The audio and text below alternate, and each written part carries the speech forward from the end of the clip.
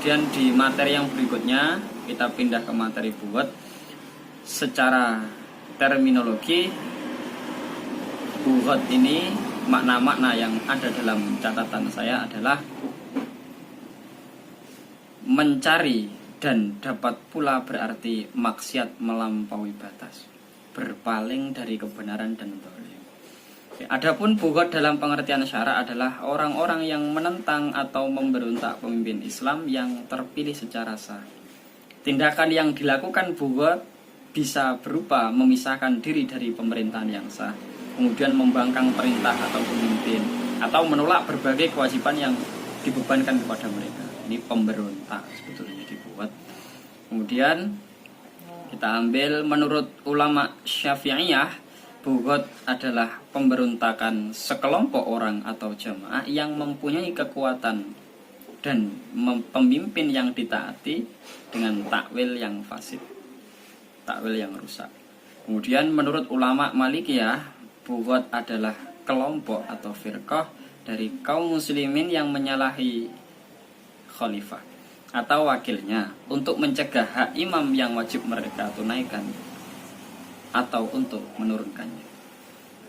Kemudian di berikutnya ada menurut Imam Hanafiyah, ini para pengikutnya Imam Hanafi adalah orang yang keluar dari ketaatan kepada imam yang hak, dengan tentunya perbuatannya tidak benar, tadi membangkang, ada sisi memberontak. Kemudian ciri-cirinya bugot, seorang baru bisa dikategorikan sebagai bugot dan dikenai hukuman bugot jika ada beberapa kriteria yang melekat pada diri mereka. Yang pertama, memiliki kekuatan baik berupa pengikut maupun senjata. Dan yang kedua, memiliki takwil atau alasan atau tindakan mereka keluar dari kepemimpinan imam atau tindakan mereka menolak kewajiban.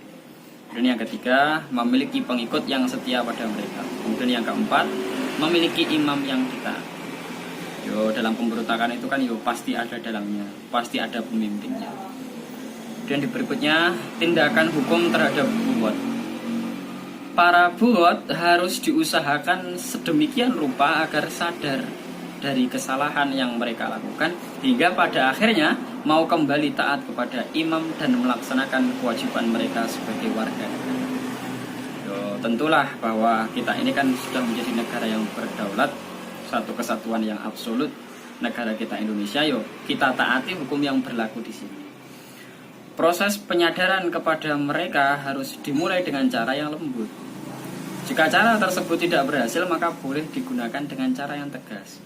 Bahkan jika cara tersebut masih juga belum berhasil, maka diperlakukan lagi secara tegas. Kita kan punya aparat militer, ada aparat negara yang bertugas di bidang ini.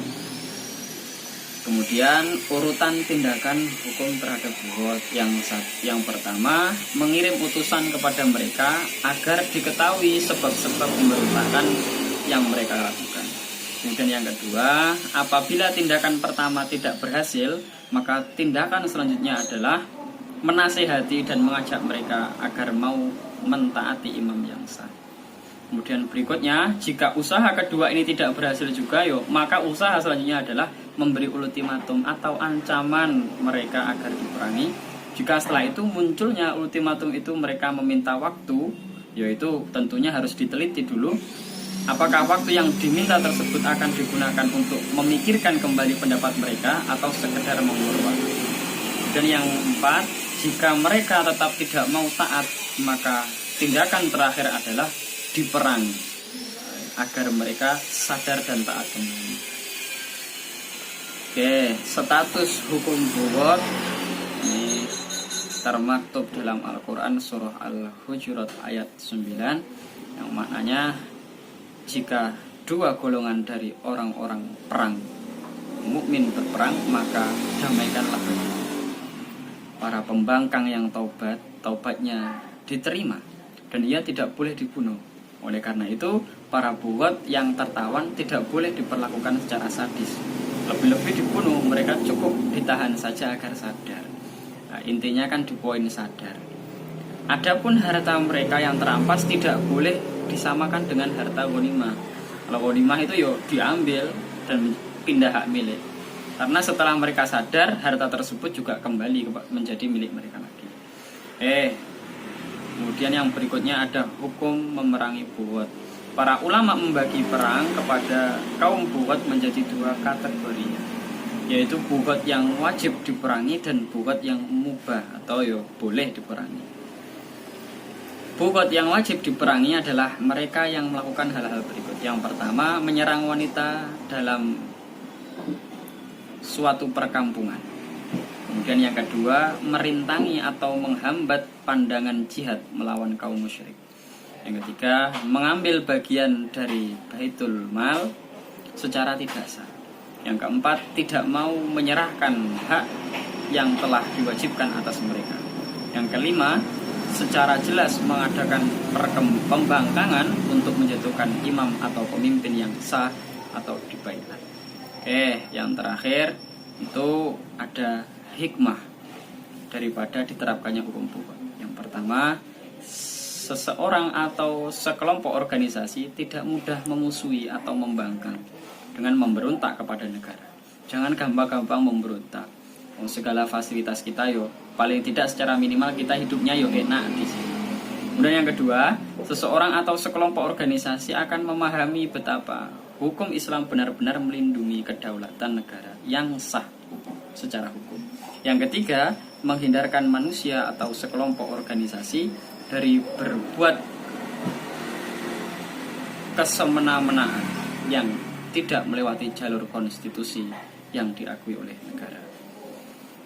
Kemudian hikmah berikutnya adalah membuat jera pelaku bughot untuk tidak memberontak dan dapat kembali serta bertaubat.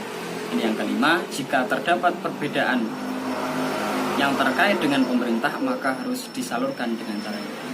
Saya kira cukup sekian yang dapat saya sampaikan. Wassalamualaikum warahmatullahi wabarakatuh.